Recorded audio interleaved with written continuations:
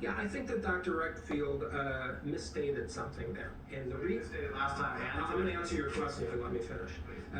The data on susceptible that he was talking about was his surveillance data that showed that roughly 9% of the country has antibodies. But when you look at the CDC data state by state, much of that data is old. Who are we to believe? You're supposed to believe the science, and I'm telling you the science. So he's not telling us science. I'm telling you the science, and that's the answer. And if you want to look up all the data, you're free to. Americans are looking for the best information right now. Yeah, and I'm giving you the best information.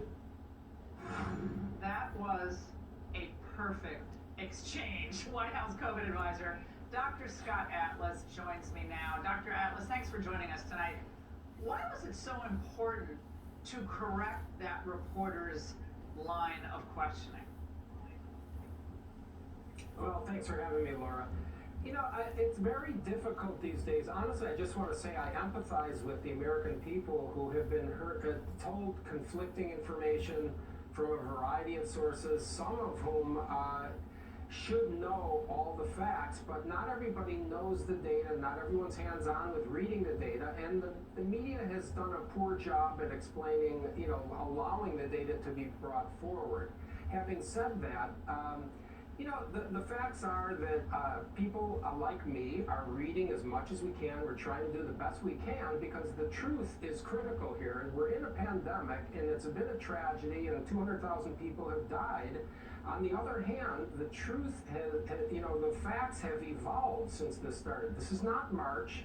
We know a lot about this disease. We know who to protect. We know who has high risk, and we know who does not have high risk. And when you get facts that are sort of partial truths, I think it's very damaging. The American people are very afraid. No one wants to be afraid. And the way to calm fear is to actually know the data and explain it very clearly and logically.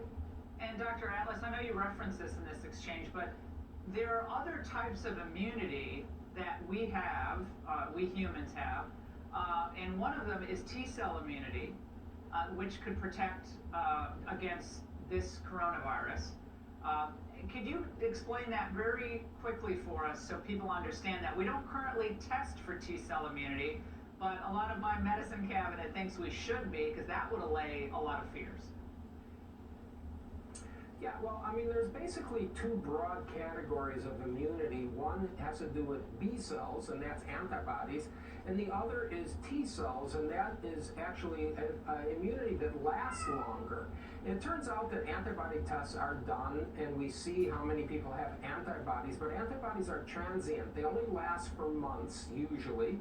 And what we see here is that we make an assessment of how many people have been exposed by doing this test for antibodies, but it turns out the literature has shown that there is a lot more than that population that is actually resistant to the infection because of either T-cell response from this infection or a T-cell immunity from a related similar virus. And this is very important because the statement that 90% of people are still susceptible would make me afraid if I was one of those 90%, but it's actually untrue. And when you look at all the data, whether it's from Sweden or Singapore or La Jolla or University of Washington, all over the country, and now we see it from Japan, where the most of the immunity for this virus is felt to be due to T-cell immunity, and it explains a lot. It explains a lot about perhaps why children have very, very low risk from this. It explains perhaps why people in Asia didn't have as much of a problem because they had prior coronavirus exposure.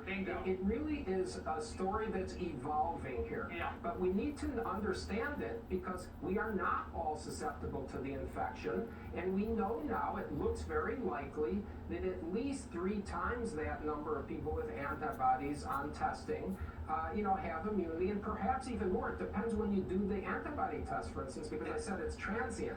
So Exactly. even CDC, if I can say, Yeah. Go ahead, Laura. Now, we just have to move along. I want to put this up. We talked about it briefly last night, but this full screen that I'm about to put up is very important because you're right. There's still a lot of people are afraid out there. Here are the survival rates for different age groups. The best estimates at present. These are government numbers. So from ages 0 to 19, the survival rate, if you get the infection, is 99.997%. Ages 20 to 49, 99.98%. 50 to 69, it's 99.5%. Even if you're over 70 or older, the survival rate is 94.6%. This is not to say it's still not a horrible tragedy. It is. And how many people died? It is a horrible tragedy. But those statistics, do they not indicate, Dr. Atlas, that schools should be open, sports should be played, and we've got to get back to normal life here? And people just don't even know these stats. Yes, and I know, and this is a failure, in my view, of the public health officials who have not come forward with all the knowledge that we have, like I said, that we've learned. The disease is very, very low risk for children. It's extremely low risk, other than those few children that have some sort of an underlying condition. It's low risk for young adults, like college students, extremely low risk. And this data is known, it's proven all over the world, and I really hope Americans take the time to listen to some of these epidemiologists from Stanford, Harvard, Oxford, Cambridge. These are some of the best epidemiologists in the world. The data is out there, and we don't all have to be paralyzed with fear. We have to do very, very diligent protection of the people who are vulnerable, and those are usually older people with other comorbidities, and we need to open because we know the harms of not opening. Dr. Atlas, thank you so much for your service to this country and for your perspective. We really appreciate it.